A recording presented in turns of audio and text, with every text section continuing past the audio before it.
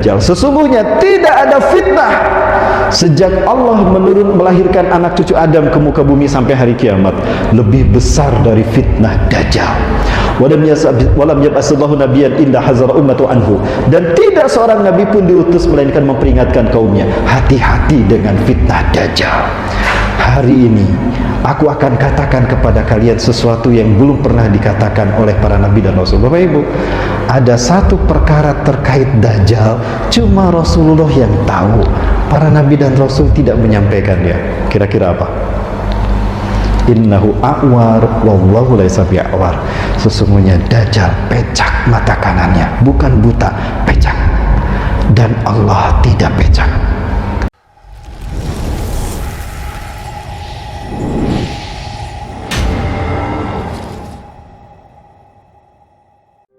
Pedang di tangan kanannya, Old Testament di tangan kirinya. Itu pedang ditusuk-tusukan ke tubuh Yudas yang disangka Nabi Isa. Banyak darah tercucur. Orang-orang Kristen meyakini Ekaristi Holy Water, rukun meminum air suci. Banyak tusukan pedang tadi, daging. Haleluya, keluar. Betul Bapak Ibu? Seperti itu. Ada sesuatu yang menarik tentang Dajjal yang dikatakan Rasulullah SAW terkait peristiwa ini. Innahu lam takun fitnatun munzu zara'allahu dzurriyyata Adam ila qiyamis sa'ah a'zamu min fitnatid Dajjal. Sesungguhnya tidak ada fitnah sejak Allah melahirkan anak cucu Adam ke muka bumi sampai hari kiamat lebih besar dari fitnah Dajjal. Walam yab'asallahu nabiyyan illa hazara ummatu anhu, dan tidak seorang nabi pun diutus melainkan memperingatkan kaumnya, hati-hati dengan fitnah Dajjal. Hari ini aku akan katakan kepada kalian sesuatu yang belum pernah dikatakan oleh para nabi dan rasul. Bapak Ibu, ada satu perkara terkait Dajjal cuma Rasulullah yang tahu, para nabi dan rasul tidak menyampaikannya. Kira-kira apa? Innahu a'war wallahu laysa bi'awar. Sesungguhnya Dajjal pecak mata kanannya, bukan buta, pecak, dan Allah tidak pecak. Kenapa cuma Rasulullah yang tahu, Bapak Ibu sekalian? Karena peristiwanya terjadi ketika Isa bin Maryam sudah diangkat ke langit. Maka siapa nabi berikutnya akan memberitahukan? Rasulullah. Salah satu dari tusukan pedang Herodes menusuk mata kanan Dajjal. Di saat itulah Dajjal kehilangan mata kanannya. Jadi Dajjal lahir tidak pecak, tidak bermata satu di sini, tidak Bapak Ibu. Ketika Dajjal lahir normal kedua matanya. Kapan dia kehilangan mata kanannya? Dalam peristiwa Paskah. Pada peristiwa Paskah, satu tusukan pedang menusuk mata kanan Yudas Iskariot. Makanya kalau Rasulullah SAW saja yang mengetahuinya. Kenapa Rasul mengatakan, aku akan mengatakan sesuatu yang tidak mereka katakan? Dia pecak mata kanannya. Karena peristiwa terjadi setelah Nabi Isa diangkat. Bapak Ibu rahmati Allah Subhanahu wa taala. Kemudian Dajjal ditangkap, diarak, dikubur. Barnabas akan membuktikan, akan aku gali kuburnya. Kalau dia masih hidup berarti dia Dajjal.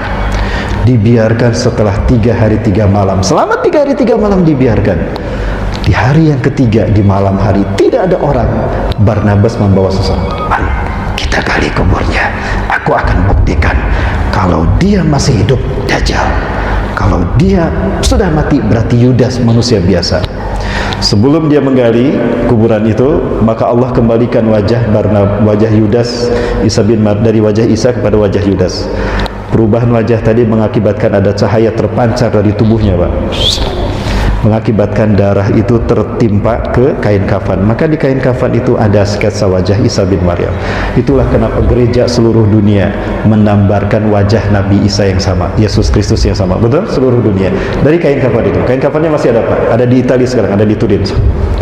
Cuma sekali saya pernah melihat kain kafan itu. Bapak Ibu rahmati Allah. Sedikit lagi Bapak Ibu boleh? Ada yang cerita Bapak Ibu sekalian? Sampai mana tadi? Kain kafan. Digali sama Barnabas, ternyata apa yang terjadi? Masih hidup Bapak Ibu. Digali, dia dibawa ke dia, diselamatkan, diobati bertahun-tahun. Bertahun-tahun Bapak Ibu diobati. Dan ketika Barnabas bekerja, Yudas datang. Hei Barnabas, lihatlah aku. Akulah Isa bin Maryam, ikuti aku. benar kamu Dajjal, bukan Isa bin Maryam, pergi kamu. Kenapa Barnabas tidak membunuhnya?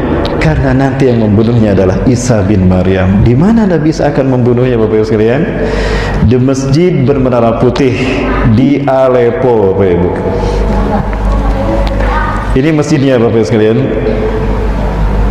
Saya belum pernah sampai ke sini, Bapak Ibu, karena perang berkecamuk. Kami tidak bisa masuk ke Aleppo. Aleppo adalah bagian yang terparah Muslim di Suriah, Bapak Ibu. 2011 sampai 2000 sampai sekarang, Bapak Ibu sekalian. Nah, ini masjid yang nanti akan dimasuki oleh Nabi Isa oleh Nabi Isa alaihissalam ketika akan turun nanti. Ini masjidnya, Bapak Ibu. Cuma masjid ini yang punya menara putih. Ya. Posisinya ada di sini. Ini Turki. Dan ini Aleppo, perbatasan dengan Suriah. Di sinilah akan terjadi perang Armageddon, Bapak Ibu. Rasulullah menyebutkan mereka Bani Rum akan turun di Amak dan Dabik. Amak ini di sini, Dabik di sini, Halab, Aleppo. Di sini Nabi Ibrahim pernah tinggal. Dan ini masjidnya, Bapak Ibu. Ini masjidnya. Waqad uqimatis shalah. Salat sudah dikumandangkan qomatnya. Wa imamukum minkum, imamnya dari kalangan kalian. Wa huwa yusaffu sufufakum, dan imamnya sedang meluruskan safnya. Luruskan, rapatkan. Falamma yusaffu sufufakum, tatkala imamnya sedang meluruskan safnya, saf salat, fanazala Isa bin Maryam indal manaratil bayda, maka turunlah Isa bin Maryam di sisi menara putih. Ini menara Isa bin Maryam, Bapak. Dari masjid yang tadi, masjidnya ini. Nah, ini masjidnya, Bapak Ibu. Ada di Aleppo, Halab di sini. Dan ini masjidnya, dan ini menara putihnya. Nabi Isa turun, maka Imam Mahdi mengatakan, "Tadi Nabi Allah sallallahu, kemarin Nabi Allah salat imami kami salat." Imam Mahdi mundur. Ketika Imam Mahdi mundur, didorong sama Nabi Isa alaihissalam, "La taqaddam hadi uqimat lak." Anda ke depan. Salat ini dikumandangkan untuk Anda. Allahu Akbar. Nabi Isa salat di belakang Imam Mahdi. Ini kata-kata Rasulullah SAW. Minna yusallah khalfahu Isa bin Maryam. Dari keturunanku nanti ada Imam Mahdi yang dia akan menjadi imam di mana Isa bin Maryam salat di belakangnya. Allahu Akbar. Nabi makmum kepada Imam Mahdi, saking mulianya yang mengamalkan Quran sunnah hari. Selesai salat berjamaah subuh, Nabi mengatakan, "Iftahil bab." Buka pintu masjid ini. Ketika pintu masjid ini dibuka, Bapak sekalian, kemudian apa yang terjadi? Tampaklah Dajjal dengan 70.000 pasukannya. Sayati alaikum Dajjal wa yattabi'una sab'una alaf al-yahud min wadi Isfahan ala jabhatil Fars. Dajjal akan datang kepada kalian. Dia akan diikuti oleh 70.000 orang-orang Yahudi dari lembah Isfahan. Bapak Ibu rahmati Allah, Yahudi yakin, tadi sudah saya perlihatkan, Dajjal akan segera datang.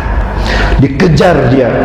Mohon maaf Bapak Ibu, ketika pintunya dibuka, bau keringat, wanginya keringat Nabi Isa, kata Rasulullah, itu akan menghantam mereka.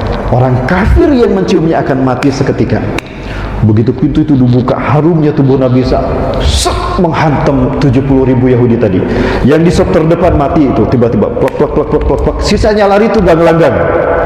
Dikejar sama kaum muslimin mengambil senjata sampai bertakbir, Allahu Akbar, mengejar mereka. Dimanapun Yahudi dan Yahudi saat itu bersembunyi di balik batu dan pohon, takulu syajar wahajar, batu dan pohon berkata, "Sini, di belakangku ada Yahudi, bunuh dia." Kecuali Gorkot, pohon Gorkot. Pohon Gorkot itu memang rapat, Pak. Daunnya kecil-kecil seperti ini. Dan itu ada di pinggir-pinggir jalan. Kalau kita ke Israel, Bapak Ibu, ke arah Betsean, Baisan, ke arah Danau Tiberias, kita akan melihat di kanan kiri itu ada banyak pohon Gorkon. Di ujungnya, di atas puncaknya baru rumah-rumah Yahudi. Israel tidak pernah membangun rumah di pinggir jalan karena mereka takut kaum muslimin. Mereka selalu membuat rumah pinggir jalan, pohon dulu, lalu di atas ada benteng tembok batu, baru di belakang ada rumah. Maka kata Rasulullah, mereka bersembunyi di balik batu dan pohon berkata, "Di belakangku Yahudi, kecuali pohon Gorkon." Sementara Dajjal yang menggigil, "Aduh, malaikat mautku sudah ada Isa bin Maryam." Maka lari Dajjal, dikejar sampai Nabi Isa. Kemanapun dia pergi, Nabi Isa selalu ada di depan. Mau pergi. Datang ke barat, pergi ke arah barat, Nabi Isa sudah di barat. Kamu tidak bisa lari karena hari ini kamu milik saya. Maka para ustaz, apa yang terjadi? Takut Dajjal. Terdamparlah dia di pintu Lut, Bapak Ibu. Pertanyaannya, seperti apa pintu Lut? Lut adalah 13 km dari Tel Aviv, Bapak Ibu. Rasulullah bersabda begini, Isa bin Maryam akan membunuh Dajjal di gerbang Lut, sebuah kota 13 mil dari timur Tel Aviv. Bapak Ibu, Lut sekarang sudah dibangun pangkalan militer angkatan udara Israel. Pinter mereka, berarti mereka yakin dengan hadis Rasul. Sekarang ada pangkalan militer, Bu, udara. Tujuannya apa? Jika Nabi Isa turun, nanti akan ditembak sama mereka. Bapak Ibu, jadi mereka yakin dengan hadis Rasul. Saya hanya lewat saja di Lut, Pak. Kita tidak bisa masuk. Rombongan kami hanya melewati Lut saja. Ada satu pintu yang menarik, Pak.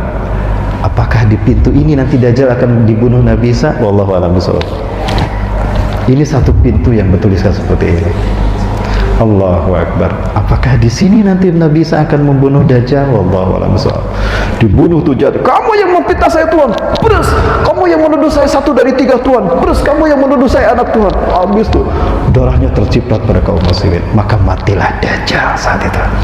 Bapak Ibu sekalian mati Allah. Tapi sayang sekali, Zionis Yahudi mereka sekarang sedang ngebet menguasai kita Palestina. Kenapa demikian Bapak Ibu? Karena mereka yakin Dajjal Mesaya akan segera muncul, maka mereka harus segera mendirikan istana bagi Dajjal Mesaya.